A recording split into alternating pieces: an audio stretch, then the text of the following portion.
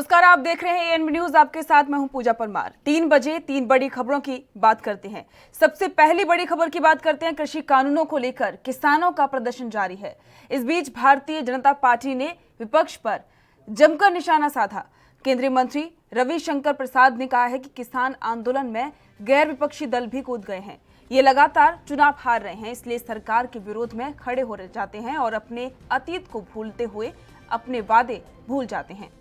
BJP नेता और केंद्रीय मंत्री रविशंकर प्रसाद ने कहा है कि कांग्रेस ने 2014 के मैनिफेस्टो में एपीएमसी एक्ट को समाप्त किया था और ऐसी बात उन्होंने कही थी। 2014 में कांग्रेस ने अपने मैनिफेस्टो में इंग्लिश में लिखा है कि एपीएमसी एक्ट को रिपील करेगी और हिंदी में लिखा कि हम इस कानून में संशोधन करेंगे, जो कि हम कर रहे हैं। केंद्रीय मंत्री रविशंकर प्रसाद ने कहा, राहुल गांधी ने 2013 में कांग्रेस शासित राज्यों के मुख्यमंत्रियों की बैठक बुलाई थी, जिसमें कहा गया था कि किसान मंडियों को फ्री कर देना चाहिए। पूर्व कृषि मंत्री शरद पवार ने एपीएमसी एक्ट से बदलने से लेकर किसान मंडियों को फ्री करने के लिए कई मुख्यमंत्रियों को चिट्ठी लिखी थी। केंद्रीय मंत्री रविशंकर प्रसाद ने कहा, शरद पवार ने एक इंटरव्यू में कहा कि एपीएमसी एक्ट में बदलाव किए तो अर्थव्यवस्था पर असर पड़ेगा। अखिलेश यादव, आपको याद दिलाना चाहूंगा कि कृषि संबंधित मामलों की संसदीय समिति में आपके पिता और समाजवादी पार्टी की अंतिम आवाज मुलायम सिंह यादव ने कहा कि किसानों को मंडी कल्चर से बाहर आना जरूरी था। आपको बता दें कि कृषि कानूनों के खिलाफ किसानों का आंदोलन लगातार जारी है और अब किसानों को दूसरे सेक्टर से भी काफी ज्यादा समर्थन मिल रहा है।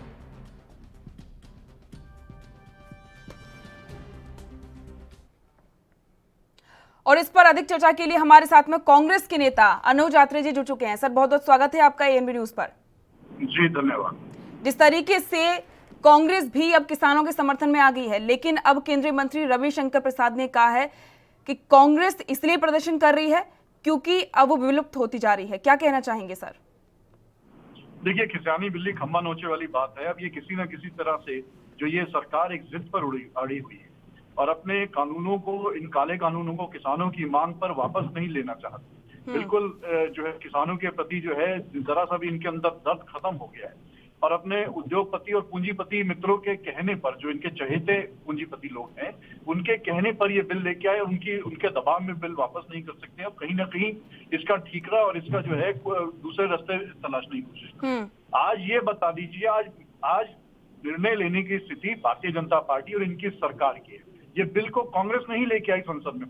कांग्रेस के मैनिफेस्टो की जो बात करते हैं, हम लोगों ने कहा था इसको किसानों के अनुरूप, इसको और वर्तमान की स्थिति के हिसाब से इसमें संशोधन करेंगे। लेकिन आप तो उसको खत्म करने पर उतारू हो गए और एक प्राइवेट मंडीज आपने खड़ी करने के लिए एक रास्ता खोल दिया है। कॉन्ट्रैक्ट फार्मिंग का आपने रास्ता खोल दिया कि कहीं ना कहीं किसान उसमें जो है बंधुआ मजदूर की तरह, और जमींदारी प्रथा को आप दोबारा से लागू करने का प्रयास कर रहे हैं। आप इसमें अपने पूंजीपति मित्रों का हित साध रहे हैं और गरीब किसान, जो कि एक छोटा किसान है, देश में 86% से ज्यादा एक छोटा किसान है जिसके पास 2 से 3 एकड़ जमीन है, वो कहां इनसे मुकाबला कर पाएगा? आपको उनकी चिंता नहीं है। लेकिन ये 30 से 25 लाख करोड़ रुपए का जो कृषि व्यवसाय है, ये अपने मित्रों के हाथ में सौंपना चाहते हैं और कांग्रेस ये चीज होने नहीं देगी। लेकिन सर, बीजेपी की तरफ से ये भी कहा जा रहा है कि कई सारे 90% तो किसान ऐसे हैं जो कि अपने कामों में लगे हैं।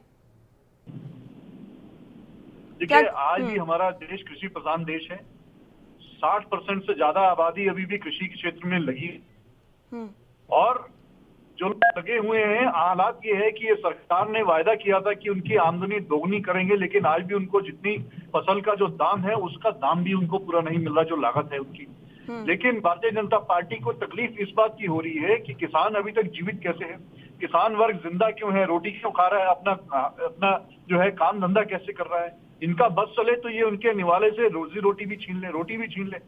ये बातें शोभा नहीं देती है। ठीक है, बिल्कुल सर, बात तो ये भी है, आपकी बात सही है कहीं ना कहीं, और बीजेपी भी अपनी तरफ से लगातार कृषि कानूनों को सही ठहरा रही है। इसी के साथ में आरजेडी नेता हमारे साथ में जुड़ चुके हैं। सर, बहुत बहुत स्वागत है आपका एएनबी न्यूज पर। आलोक जी, जिस तरीके से लगातार जो कृषि कानूनों का विरोध हो रहा है, और बिहार की भी बात की जाए तो बिहार में भी काफी ज्यादा विरोध हो रहा है। कल जिस तरीके से देखा कि आरजेडी के कई सारे नेता हैं जो कि समझाने में भी लगे हुए हैं विपक्षी दल को, क्या कहना चाहेंगे?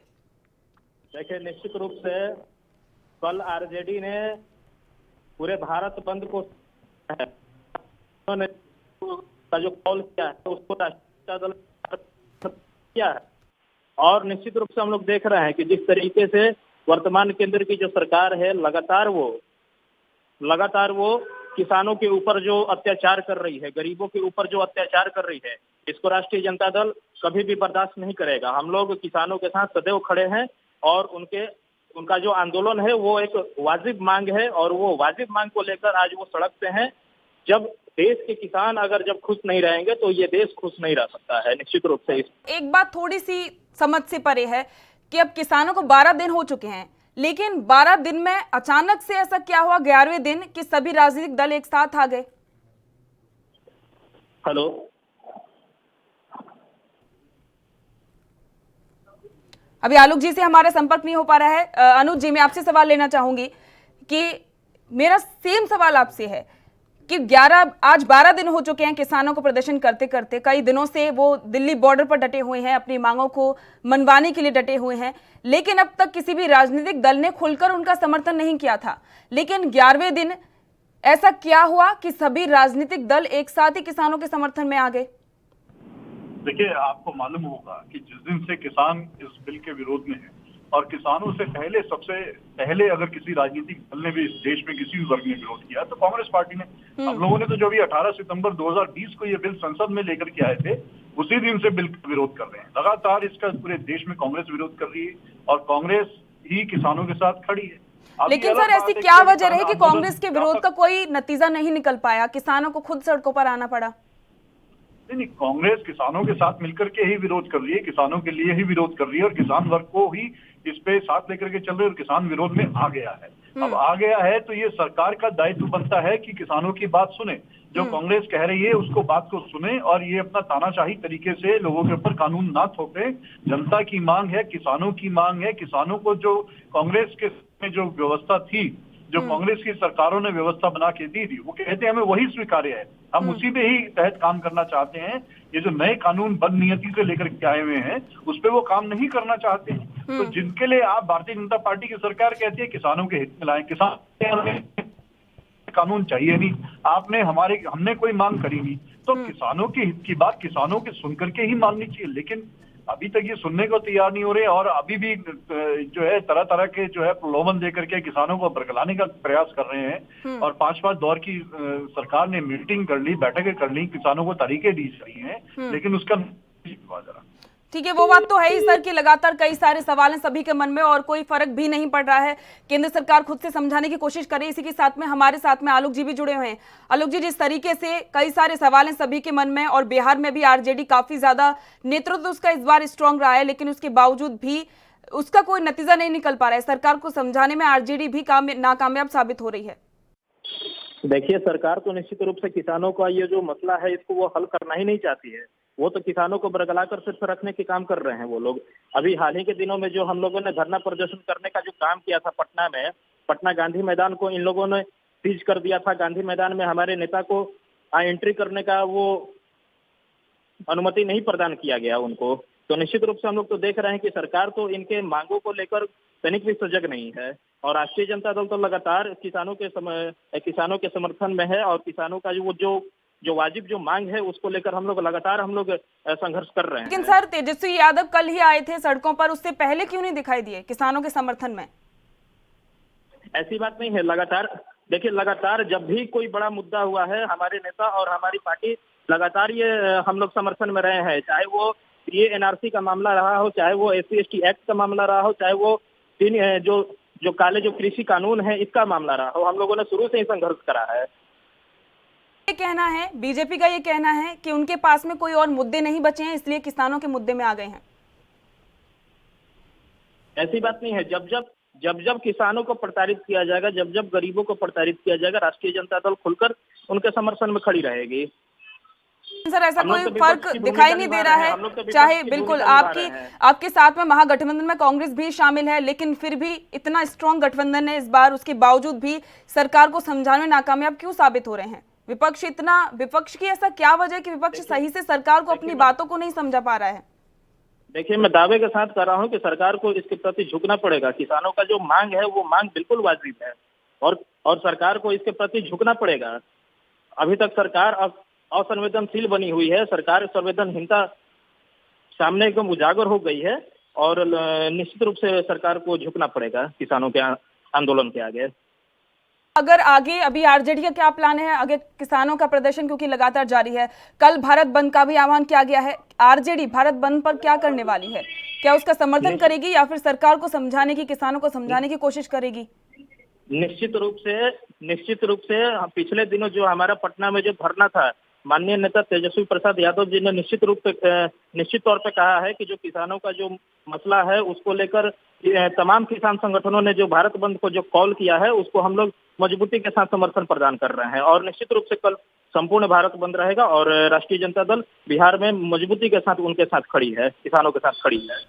रविशंकर प्रसाद ने ये बात कही है कि विपक्ष के पास में कोई और सही मुद्दा नहीं है और वो सही से जनता के लिए काम नहीं कर रही है, सरकार में भी नहीं आ पा रही है, इस वजह से वो ये सारे जितने भी ये प्रदर्शन है वो उसमें शामिल हो रही है।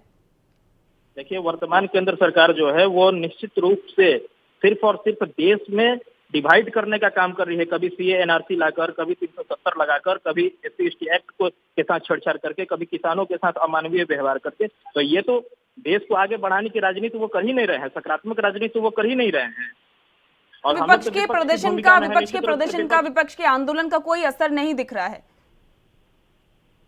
हेलो, क्या आप तक मेरी आवाज पहुंच पा रही है आलोक जी? जी बोलिए। ये बोलना चाहती हूँ कि जिस तरीके से लगातार विपक्ष अपनी बात को सरकार के सामने रख रहा है उसके बावजूद भी उसका कोई असर नहीं पड़ रहा है। सरकार तो असंवेदनशील बनी हुई है, शुरू से ही असंवेदनशील है ये, लेकिन तमाम विपक्ष की ये मजबूती और एकता निश्चित रूप से सरकार को किसानों का जो मामला है उसको मानने पर वो मजबूर करेगी। तरीके से बिहार की बात की जाए तो बिहार में भी काफी ज्यादा अभी किसानों को लेकर बड़ी परेशानी है, लेकिन बिहार के किसान इस प्रदर्शन में शामिल नहीं हुए हैं। नहीं, निश्चित रूप से कल जो हमारा जो धरना प्रदर्शन था, तमाम बिहार के गांव इलाके के तमाम किसान उसमें उपस्थित हुए थे और जो किसान संगठनों का जो कल बंद है उसमें भी किसान संगठन तो बढ़ चढ़ के हैं ही और राष्ट्रीय जनता दल भी उनके साथ मजबूती के साथ खड़ा हुआ है।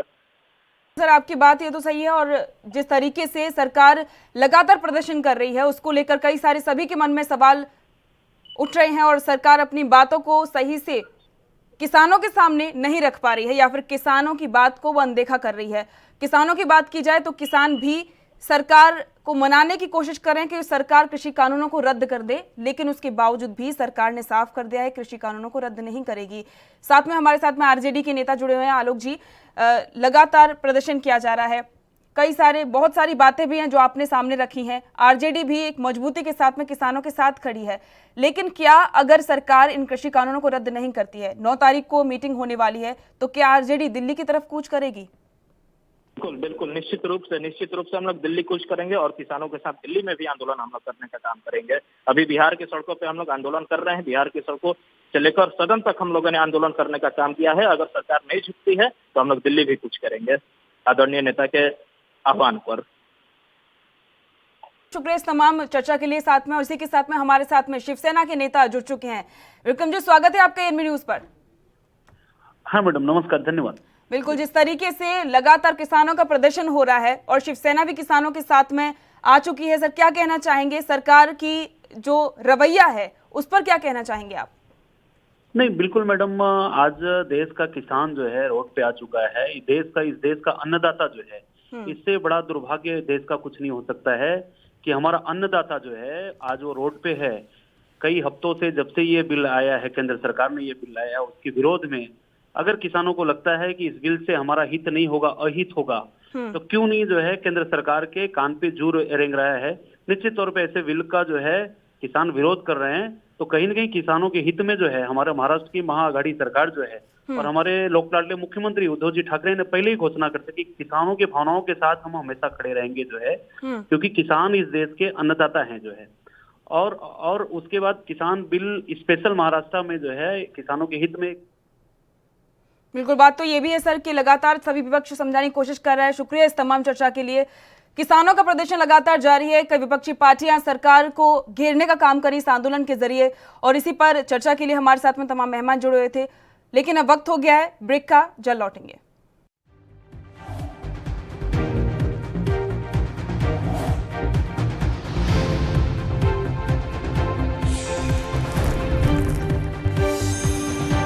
क्या आप दुबले पतले कमजोर हैं, आपकी सेहत नहीं बनती? भूख कम लगती है, वजन नहीं बढ़ता? दरअसल मेन बात खाना पीना खाना नहीं है, मेन बात है खाया पिया लगना। और अगर खाया पिया लगेगा ही नहीं तो सेहत बनेगी कैसे? इसलिए हमारी संस्था सन्यासी आयुर्वेदा ने एक ऐसी दवा बनाई है जो कि आपके पाचन तंत्र को, आपके लीवर सिस्टम को ठीक करने का काम करती है, ताकि आप जो भी खाएं उसका पूरे का पूरा निचोड़ आपके शरीर को लगे, आपकी भूख बढ़े, खाया पिया सही से लगे, नया खून बने, हड्डियों में जान आए, वजन बढ़े, ताकत बढ़े, चेहरे पर नूर आए और आप मोटे तगड़े खूबसूरत पर्सनैलिटी के मालिक बन जाएं। यह दवा पूरी तरह से आयुर्वेदिक होती है। इसका शरीर पर कोई भी साइड इफेक्ट, कोई भी नुकसान या दुष्प्रभाव नहीं होता। लड़के लड़कियां दोनों इसका इस्तेमाल कर सकते हैं और पहले 15 दिन के अंदर ही आपको इसका असर महसूस हो जाएगा।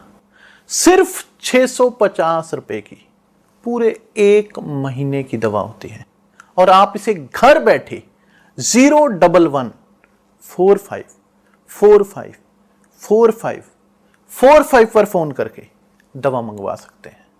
प्रिय हरियाणावासी भाई और बहनों, इन दिनों धुंध और कोहरा छाने लगा है, जिससे सड़कों पर दुर्घटनाओं की आशंकाएं बढ़ जाती हैं।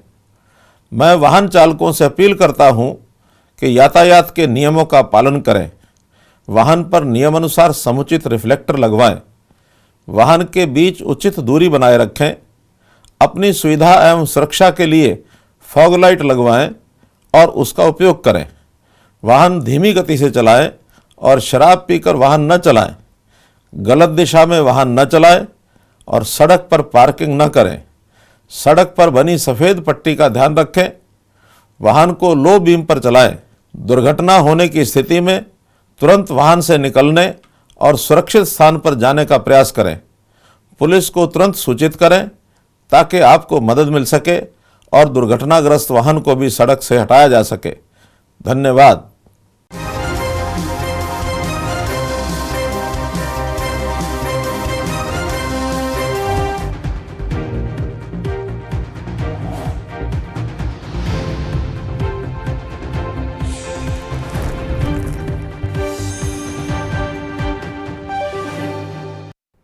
ब्रेक के बाद आपका स्वागत है।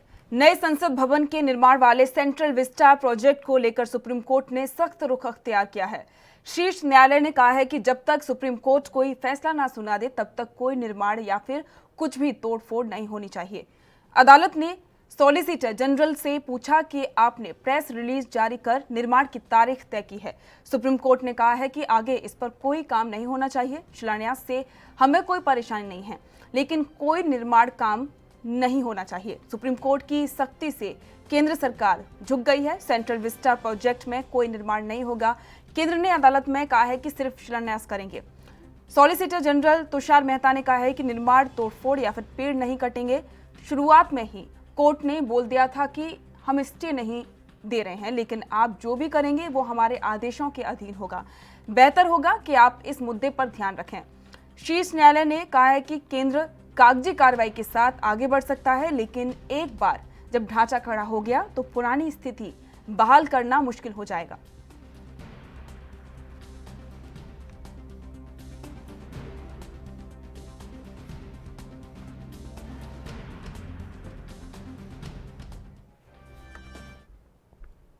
और इस पर अधिक चर्चा के लिए हमारे साथ में वरिष्ठ अधिवक्ता देवेंद्र सिंह फोन लाइन पर जुड़ चुके हैं।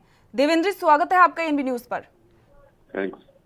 सुप्रीम कोर्ट ने एक बहुत ही बड़ा ऐलान कर दिया है कि विस्टा प्रोजेक्ट का तहत जो भी निर्माण कार्य है वो नहीं होगा। क्या कहना चाहेंगे सर? देखिए, सुप्रीम माननीय सर्वोच्च न्यायालय का जो आदेश आया है, जो निर्देश केंद्रीय सरकार को माननीय सर्वोच्च न्यायालय द्वारा जारी किए गए हैं, वो जनहित में है। क्योंकि पैसा जो सरकार का है या हमारा जो पब्लिक का पैसा है वो अनावश्यक कहीं खर्च होता हुआ माननीय सर्वोच्च न्यायालय को दिखाई दे रहा होगा कि अनावश्यक मद पर पैसा खर्च हो रहा है।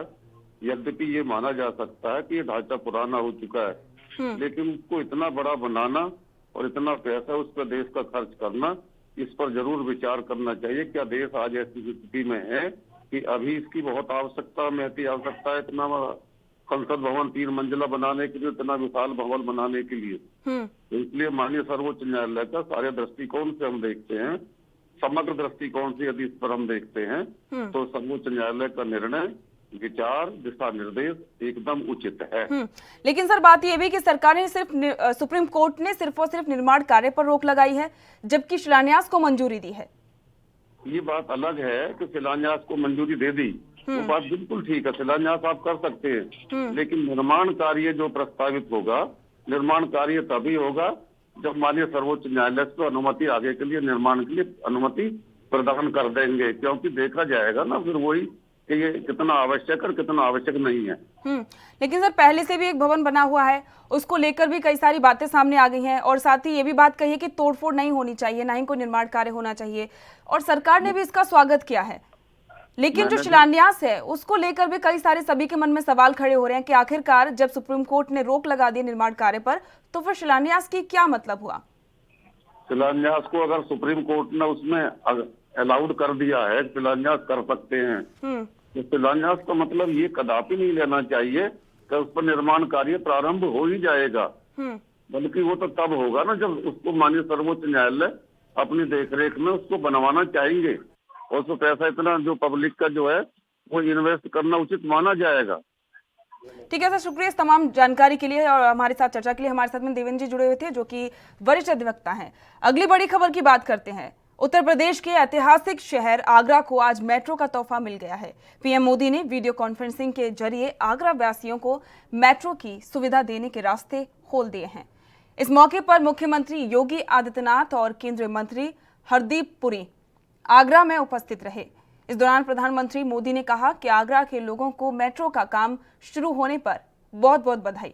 आगरा के पास बहुत पुरातन पहचान तो हमेशा रही, लेकिन अब इसमें आधुनिकता का नया आयाम जुड़ गया है। सैकड़ों वर्षों का इतिहास सजोए ये शहर अब 21वीं सदी के साथ कदम ताल मिलाने के लिए पूरी तरीके से तैयार है।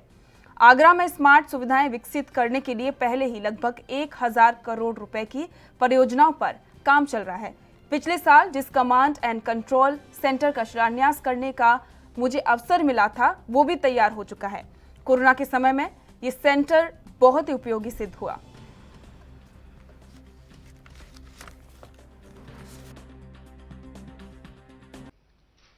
आगरा के पास बहुत पुरातन पहचान तो हमेशा रही है, अब इसमें आधुनिकता का नया आयाम जुड़ रहा है। सैकड़ों वर्षों का इतिहास संजोए ये शहर अब 21वीं सदी के साथ कदम ताल मिलाने के लिए तैयार हो रहा है। भाइयों और बहनों, आगरा में स्मार्ट सुविधाएं विकसित करने के लिए पहले ही लगभग 1000 करोड़ रुपए के प्रोजेक्ट्स पर काम चल रहा है। पिछले साल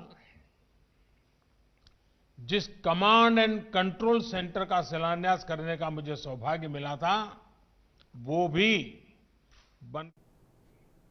और इस पर अधिक जानकारी के लिए हमारे संवाददाता पुनीत मोहन फोन लाइन पर जुड़ चुके हैं। पुनीत, एक बहुत ही आगरा को बड़ी सौगात मिल चुकी है, मेट्रो का कार्य का वहां पर शिलान्यास हुआ है। वहां के स्थानीय लोगों में कैसा कुछ उनका व्यवहार देखने को मिल रहा है अभी? देखिए, सीधे तौर पे जिस तरीके से आगरा वालों को एक खुशी की सौगात मिली है, मेट्रो के निर्माण कार्य का आज शिलान्यास हुआ है, कहीं ना कहीं आगरा वासियों में एक खुशी की लहर है, क्योंकि जिस तरीके से मेट्रो से लखनऊ जुड़ा हुआ है, जिस तरीके से कानपुर में निर्माण कार्य चल रहा है, अब आगरा को भी मेट्रो का जल्द ही लाभ मिलेगा। आगरा वासियों को इस बात को लेकर के उनमें खुशी है, और 2025-26 तक पूरी तरीके से आगरा एक मेट्रो सिटी हो जाएगा, यानी कि मेट्रो हर कोने से टच हो जाएगी। जो पहला कॉरिडोर है जिसको 2022 तक बनाने का उद्देश्य सरकार का है, इसके लिए आज शिलान्यास करा गया है, और सरकार का प्रयास है कि 2022 तक इस पहले कॉरिडोर को कंप्लीट कर लिया जाए। जी पुनीत, बिल्कुल शुक्रिया इस तमाम जानकारी के लिए। और इसी बीच में आपको बता दें कि मेट्रो में जो कार्य आगरा में उसका शिलान्यास हो चुका है। और इसी बीच में इस की बड़ी खबर सामने आ रही है जम्मू कश्मीर से, जहां पर पुंछ सुरक्षा बलों का क्षेत्र में तलाशी अभियान अभी जारी है, और 2 संदिग्ध पाकिस्तानी नाबालिग लड़कियां पकड़ी गई हैं। इस वक्त की बड़ी खबर, घुसपैठ करती पीओके की लड़कियों को सेना ने पकड़ा है। 2 नाबालिग लड़कियों को पूछताछ के बाद पुलिस को सौंप दिया गया है।